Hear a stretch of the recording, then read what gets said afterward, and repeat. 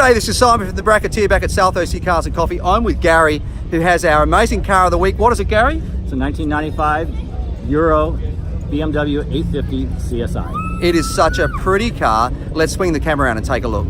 So Gary, you mentioned that you're representing this car for the seller, and I said to you, do you know enough about the car to tell us about it? And you said that's why you're selling it on behalf of the gentleman. Give us a bit of a brief history. You said that the vehicle's been owned by the same person for about 10 years. Is that correct? I believe so, yeah. So tell us a story about the 850i, because I know there was an 840i which was a V8. The 850i obviously comes with this amazing V12 in it. What can you tell us about the car and its history? Well, I guess to go through from the beginning, they were introduced at the Frankfurt Auto Show in 1989, and in Europe the 8 Series were sold with model years 1990 through 1999. Right. In the US we got them in 91, and originally they were called 850i's. Yep. Some of them were actually 6-speed manual transmissions. It was one of the, if not the first production car in the world with a V12 mated with a 5-speed or a 6-speed manual transmission. Well, that's something, isn't it? Because a lot of luxury cars obviously all came out with automatics. The fact that this is a V12 and a 6-speed, and I love this. Notice there's something missing through here. It's pillarless as well, which is awesome. So really, to continue the chronology of the car, in Europe in 93 and then in US in 95, they came out with the M version of the car, which is an 850 CSI. Right, yes. Europe, they were, I think, 93 through 96. The US versions were model years 94 and a few in 95. Only 225 were made for the US market. The European car, which is this, which has been federalized, is 95. It's one of 6 in Dakar yellow.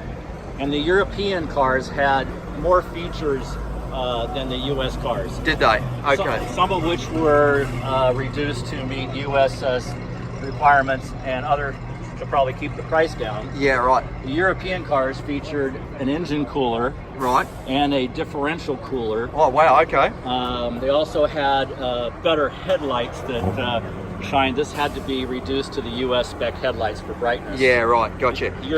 Because over here, they didn't let a lot of the cars of this era have a one-piece glass headlight. They had to, all the Mercedes was the same thing. They had to, make them all into these sort of round headlights, which was a shame because, and one thing I love about this car being, I'm sure the American ones probably had bumper overriders on them, which would have made them look... No.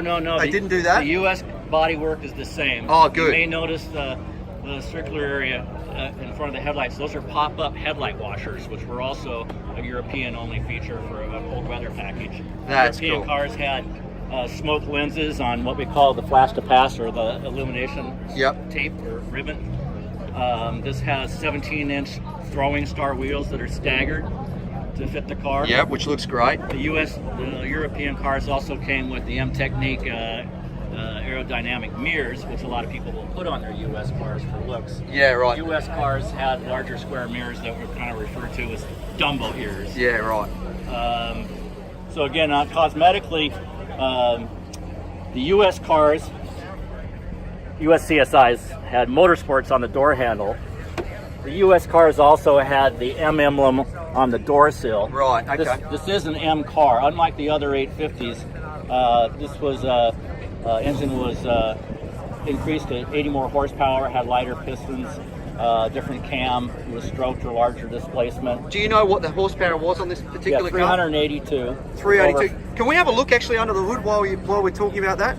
382 for this era of time. It may not seem a lot by today's standards, but for the era of this car, that's, pretty darn impressive. Well, and it's the torque, right? Yeah, it's exactly. The torque you get from a V12 that you can basically start off from a standstill in third gear if you were mean to. And so it's a Autobahn cruiser, and so it was misunderstood because it didn't have the 0 to 60 drag race times. It didn't have the high G-force cornering capability. Yep. It didn't have the overall handling characteristics of a sports car, because it really was a luxury GT designed to drive all day long at high speed and get out of the car refreshed. Yeah, right. Now that's not to say this car didn't have some very interesting aspects to the handling.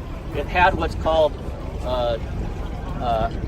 rear axle steering, known as AHK. Right. And so in an emergency maneuver or just in high speed, if the rear end kicks out, it'll reverse and turn in the direction of the front wheels to help you regain control. So this thing had 4-wheel steer as well. Yes, it was. The U.S. cars did not have that. That's incredible. There's so many things. Well, Gary, as our car of the week, the owner, I should say, gets this Meguiar's complete kit, including polishing sponge, cleaner wax, scratch remover, car wash, glass cleaner, interior detailer, and hot shine foam.